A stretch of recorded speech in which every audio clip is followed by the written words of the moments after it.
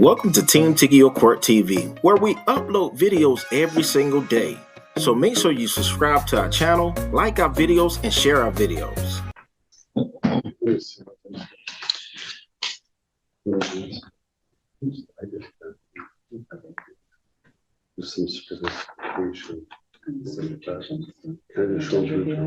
Judge, can I approach real briefly? Sure. I just for the record, I'm going to hand the court. I just showed Mr. Goodrich. I'm just wanting to hand the court a few things Mr. McCumbee brought me today. I apologize for not having copies. I can make copies to make them part of the court file, but just for purposes of identification, I'm just simply going to hand the court some completion, some coursework he's done, some AA that he's done, just to kind of demonstrate to the court what he's been working on. Very good. Thank you. All right, so Mr. Clayton, we're here for sentencing on an OWI third. Yes, sir. And an attempt R&O, statutory maximums at 5 years and 1 year, guideline range at 0 to 6 months. Any additions, corrections, or scoring challenges from the defense? No, sir. Ms. Goodrich from the people? No, Your Honor. Mr. Clayton, go ahead with any, I have a requested forfeiture order from the prosecuting attorney. Does the defense have any objections to that?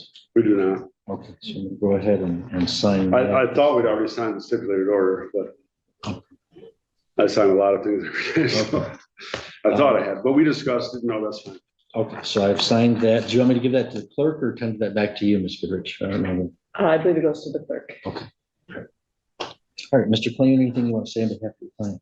So, thank you, Your Honor. You know, I was trying to think about how I wanted to address the court on this. I've been in front of you a lot of times. You know that I try to look at both sides of the argument and try to anticipate what the other side's argument is going to be. And I completely understand. I think it's essential as an attorney to understand what the opposing side is. You know, so Ms. Goodrich and I, we talk a lot about our cases, and I understand that to a certain extent, to a large extent, she serves a different master. She's got a different job than mine, and that's how an adversarial system works, and that's fine. And we don't have to agree, and a lot of times we don't agree, but I can respect other opinions. What I want to share with the court today is my acknowledgement of the downside of Mr. McCumbee, the positives that he's making, and then the difficult balancing test this court's going to have to make. I think it is a difficult balancing test. And normally I wouldn't say, well, geez, this is a tough balancing test on a 0 to 6 guideline because they're going to be a sanction. How tough can it be? No, but you're right, because my question in my mind was whether we should send him to prison or not, despite the guidelines. Right. So yeah, you're right. I mean, it's tough. It's tough, you know. And when the analysis is being done, I think it's important to look at. And I think I go back to the basics. What's the 4 goals of sentencing? You know, we all know them. It's, you know, it's not novel legal argument. You know, when I look at drunk driving cases, in my opinion, probably the biggest goal is protection of society, 100%. You know, because we get to all use the same roads. Why should I be in any kind of danger? Why should my family be in danger if somebody makes a decision to inhale chemical dust and drive a car? Why should that come on me? You know, but I also recognize that that's only one small aspect of it. The other aspects we consider is rehabilitative efforts, punishment, obviously, and deterrent effect to others. I tend to think that the deterrent to effect to others doesn't really have a lot of impact. The reason being is that most people, if they saw the minimum sentence that the court is required to give of 30 days, that would be a deterrent effect to anybody. Nobody wants to sit 30 days in jail. Nobody wants to sit 6 months in jail. No one wants to sit 18 months in prison. But I think there's a diminishing marginal return when it comes to how much time. What's that number? Okay. So when I look at drunk drivings, and I represent a lot of people accused of drunk driving, a lot of people convicted of drunk driving, I think that probably the most important thing, they go hand in hand, I think it really does, the rehabilitative efforts of the court and the protection of society. How do those marry? How do they merge? What's one trumps the other one? And I don't think in this case they need to. I don't think there is one trumping the other. I reflect back, and this case has been going on for a while. Mr. McCumbee has made a lot of progress, but I remember I was leaving last year on a vacation, and as I was leaving, I got a phone call from Jason, and I've been trying to talk to him and say, hey, listen, when are we gonna get serious about this? When are we get serious about your recovery? You've been through the sobriety court, you've been through treatment before. When's the light bulb gonna come on? And I had this conversation, Jason will remember this, with him many times. And he called me on, kind of out of the blue. He said, I'm ready. He said, I'm ready right now. He said, I've got a bed, Sunrise Center. I've got a plan. I'm gonna be there for a long time. And the court, remember, for a long time, when we did the hearings of Mr. McCumbee's case, he was doing it from the inpatient treatment. And I think there was a little bit of guarded, maybe a skepticism. Is he gonna stay? Will he actually follow through this time? But almost like clockwork, we do a jury status conference. Here's Jason at the center. Do another status conference. Here's Jason still at the center. Then he gets out. What's he doing now? He's doing his outpatient counseling through Harbor Hall here in Sheboygan. He's going to meetings. He's going to do everything he can to make himself a better person. All of that leads me to believe that there is great rehabilitative hope right now for Mr. McCumbee. If he's rehabilitated, if he doesn't use drugs, if he doesn't inhale chemical dust, if he doesn't drink, everybody's safe. He's safe. He lives a long, happy life. We're safe because we use the roads that he uses when he gets a license. Everybody's better off. The alternative is, and this is where I think the tough decision for a court is the court would very justifiably say, well, I know how to make society safe for at least the next 18 months, 100%. Because if he's sitting in the Michigan Department of Corrections, guess where he's not? He's not in a car driving around killing somebody. And that's a good argument. But that doesn't solve the problem. Because the problem doesn't occur until or if Mr. McCumbee decides that he no longer wants to be sober. And that's why I think a probationary sentence with monitoring in the community makes a lot of sense. If he's to fail, he'll fail in the next 2 years. If he's to really succeed and get cemented in sobriety, that'll also happen in the next 2 years. If the court sends to the Michigan Department of Corrections, this solves Sheboygan County's problems for a while, but not forever. Now, potentially, he could go to the Michigan Department of Corrections, and he could get counseling there, and he could stay on a good track. But I think the better option, in my opinion, is to let him stay in the community, let him stay doing what he's doing. Now, I know there's gonna be a break in it. There has to be a break because he has to go to jail. There's no scenario today where I can make it an argument, a colorful argument that's consistent with the law to say he doesn't go to jail, because he does. It's just for how long. And the guidelines 0 to 6, advisory only, post Lockridge. The guidelines are a tool, but I think really, and I know you do this, Judge. I really do. I know you weigh these decisions because you have another master to serve. You have the people who live in this community, who live in all these communities. You preside over court of general jurisdiction. Your responsibility is everybody in the state of Michigan to keep them as safe as possible. I'm asking you to give Mr. McCumbee a chance, not based on the fact he's a nice guy, not based on the fact that he says good things, not based on the fact that he does a couple classes, based on the fact that everybody has a point in their life where change is necessary and has to happen. I think Mr. McCumbee has come to that crossroads, and maybe he's been there before. Maybe he's been there with direction of a court. Maybe he's been there with direction of people in his life. When he called me and said he was ready, without a doubt and without hesitation, I said, go. You're ready right now, go. Because I don't want to wait for tomorrow. I know you're ready to go right now. And in sort of an edifying way, Mr. McCumbee, I think, proved the advice that I gave him to be the correct advice, because he didn't just go and sit as an empty suit in a classroom or in a counseling session. He excelled. He did well. He is continuing to live that life. As long as he lives that life, all the concerns that this court has about public safety, all the concerns that Ms. Goodrich has about public safety can be allayed. Probationary supervision with testing, whatever the court wants him to do, will also help him in those endeavors. I know he's got a long history. I know he's had a lot of chances, but this is my time to stand in front of this court and say, I think that the risk has been mitigated enough with the work that he's done to this point to at least say, let's give him a shot to see if he's sincere, but monitor him closely. That's what I'm asking the court to do. He's got to serve the 30 days. I think a sentence within the guidelines is warranted. There's nothing that I'm reading in the guidelines that isn't accounted for, given proper weight. So that's my 2 cents on it. I certainly doubt the court has any questions for me. I would answer the court's questions if you have any, but I think I've covered everything I needed to. All right, thank you, Mr. Clay. Mr. McCombie, you don't have to tell me anything today, but you're welcome to. Is there anything you want to tell me or no?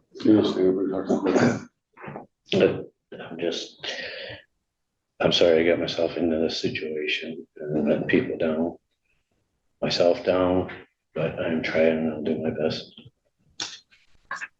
to make it better. Thank you, Mr. McCombie. Ms. Goodrich, recommendations from the people. Thank you, Your Honor. I think it's important in this case to go into a little more detail about how we got here. On September 11th of 2024, which is a Wednesday at 7:07 p.m., law enforcement observed the defendant driving his vehicle on the wrong side of the M27 highway. He continued to drive erratically, almost colliding with another vehicle. Law enforcement approached the vehicle and observed that the defendant had urinated himself. The defendant had the car in reverse, so law enforcement instructed him to put it in park. Defendant complied with that. Then defendant put it in drive. Law enforcement instructed defendant to take the keys out 3 times and then had to reach over and do it himself because the defendant would not comply. The defendant was ordered out of the vehicle and the defendant grabbed a can of duster and began inhaling it right there in front of the officer sitting behind the wheel. Defendant then tried to grab the keys, but the law enforcement fortunately took them away from him. The defendant then, with no keys, tried to put the car in gear, so law enforcement had to pull the defendant out of the vehicle. The defendant again tried to inhale more of the can of duster. Law enforcement had to continue to struggle with the defendant for about 1:40 before handcuffs could be placed on him. The lab reports revealed that the defendant had gabapentin, tramadol, and the inhalant in his system.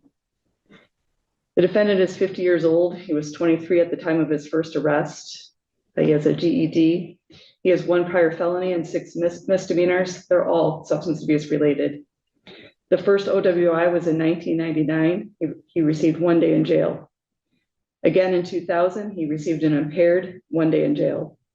In 2001, a drunk driving third, 270 days in jail.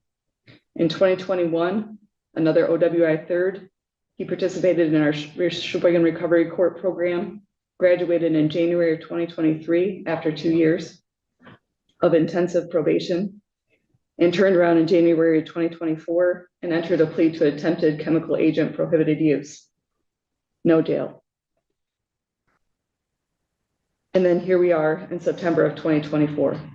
He's been in jail 3 times, probation 3 times, outpatient counseling 3 times, completed 2 inpatient treatment programs, as outlined in the PSI, completed the 2-year intensive recovery court program. The recommendation is for 6 months jail with 2 years probation. But based on all the efforts made thus far with defendant, probation just doesn't make sense. He knows what to do. He knows the resources that are in our community and chooses to endanger the public instead. I think the guidelines do not take into consideration the seriousness of the defendant's actions and choices on the date of the incident, which created a high risk of public safety. The guidelines do not take into consideration the fact he keeps committing the same crime over and over again. despite the large amount of time and resources that have been invested in him, trying to help him to stop. The guidelines do not take in consideration that approximately 1 year after he graduates from an intensive treatment court program, he is back on the road, driving while intoxicated. Defendant has exhibited by his decisions and actions that he just does not want to stop driving intoxicated. He doesn't become intoxicated and just not drive. He keeps choosing to get behind the wheel of the vehicle. Defendant has been given numerous chances to change his life and has not used them, but he has not been to prison yet. I'm asking the court to order 16 months incarceration. Thank you. Thank you, Mr. McCombie. If you please stand for the court sentence. As you can tell from, what your attorney said and what the prosecutor said, there's a lot of thought on both sides that have gone into this case. I've wrestled a lot with what to do about this, Mr. McCombie. You graduated from our recovery court program in 2023. So, that time, this is your true 5th impaired driving conviction. That was your true 4th. And you avoided jail or prison by a treatment court program. And then, I agree with almost everything that your attorney said here today, with one exception. And he said, well, we'll know in the next 2 years. But we gave you a 2-year recovery court program. And, you graduated from that. We had a nice happy day that day. And then you went out and very soon after shifted from alcohol into inhalants. I think, as you go back to alcohol, your body will kill you. You were on death's door from alcohol. I'm sorry that during the treatment court process, we didn't get deep enough to whatever's driving you to use whatever's in your reach. Like I said, your body has shut you down from alcohol physically. But clearly there's something still going on underneath that's, not allowing you to move forward with your recovery. What makes me most sad is that there was a vacancy in the district court when you got that huffing case. So I was your judge on that huffing case. And so there I was at sentencing on a misdemeanor for fines and costs under the criminal justice reforms. That's really what was called for that. But I remember talking to you about how you graduated from the program, how we were all invested in your recovery and your success in that. And I implored you to go upstairs and see Nicole, our recovery court coordinator, and get going in treatment. You didn't do that. That was another off ramp for you. You didn't do that. So, although I agree with much of what your attorney said, I also agree with a lot of things the prosecutor said. And I had some notes to myself. This was a very dangerous impaired driving case. 7 p.m., you're crossing the center line. You're almost causing a collision. You're trying to put the car in gear while the officer's standing there. The public's at a heightened risk of death or injury. The officer's at heightened risk of death or injury with an impaired driver trying to place a vehicle in gear while they're doing a traffic stop. This is your true 5th impaired driving conviction. We've given you every prior intervention we can think of, including a treatment court. That's the best we have to offer. And then after that, you had another substance use conviction, and you disregarded the efforts to get you into treatment through that. The guidelines don't take into account the pattern of impaired driving here. They don't take into account the prior rehabilitative efforts that were made. I think taking all those things into account, there's a crime victims assessment of $130, court costs of $350, a $225 OUIL reimbursement, $118 in state cost. And on the charge of operating while intoxicated, third offense, I find that the guidelines of 0 to 6 do not adequately take into account what I've described, and that a sentence of 16 months is proportionate, more proportionate than the guidelines range, proportionate to the circumstances, the seriousness of the offense and the offender, given the extensive impaired driving history and the prior rehabilitative efforts. So I'll commit you to the Michigan Department of Corrections for not less than 16 months, no more than 5 years, with credit for 2 days previously served. On the attempt R&O, it'll be 1 year in jail, credit for 2 days served. That'll run concurrent, so you'll serve that while in the Department of Corrections. You can file an appeal if you wish. To appeal from the conviction of the sentence or both. Going to hand you a piece of paper explaining that process. If you want a lawyer appointed, you have to ask within 16 months or within 6 months of today's date. We're going to ask you to initial one copy for us, and the other one is for you to fill out if you wish to take an appeal. Good luck to you, Jason. Does that conclude your matters today, Mr. Clinton? It does, sir. Okay, thank you very much. Thank you for your time.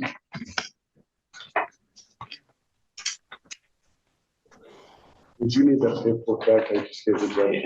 Oh, yeah, you know what? Let me give that to you. Or do you want me to, if you want to hand that to Agent Martin, she can be sure that it's attached to the pre-sentence report that will accompany him during the intake process. Okay. Do you want me to do that, Jason? What's that? Judge suggestion, I think it's good advice. If I give this to the probation agent, then it can go in your file, and then MVSC will know about it. I gave him one. Okay. Then that's Do fine. you have a copy of that? Well, Mr. Plain, if you just want to touch base with Agent Martin on your way out. Okay. See, the bailiff doesn't need that. Okay. But if you want to make sure Agent Martin has it, and Agent Martin, can you, she's in the jury box though. If you want to